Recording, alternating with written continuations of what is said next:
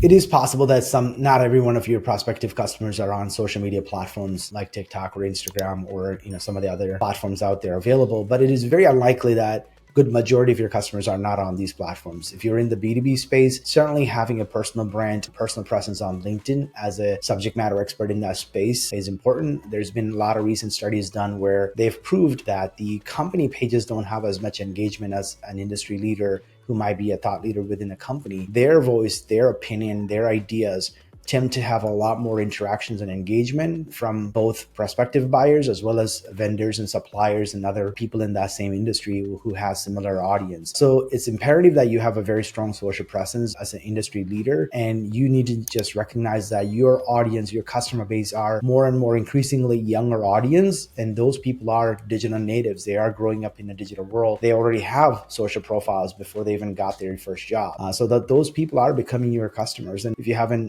older demographic in terms of your customer base, they may not be as active on some of the social platform, but they all still have a profile. Some of them are more of a consumer mode and they're just consuming information, not rather than contributing content. So even if they're not very active in terms of contributing content, they're an active consumer. So if you can reach those people in their purchase journey of collecting information, and you are the ones that are providing a lot of value through content, that is a great medium for you to reach. And the power of social media is you're having personal interaction with the brands are having an opportunity to personally interact with these customers who are looking for information and insights. The beautiful thing is prospective customers are looking for peers. Peers are their go-to people to get insights and ideas and tips about industry changes. So they follow a lot of social influencers. They or may not be a very big audience that they have, but they're looking for people who have a very strong audience, who have a strong opinion about a product or service or special method or framework or an approach. They want to be following those thought leaders, get ideas and inspiration so they can go apply in their own business or in their own personal lives. So it's not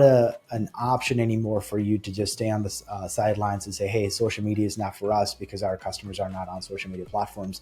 If you're ignoring those platforms to reach your customers, you're just being very ignorant. It is no longer an option. It should be part of your core strategy of how to reach your end customers.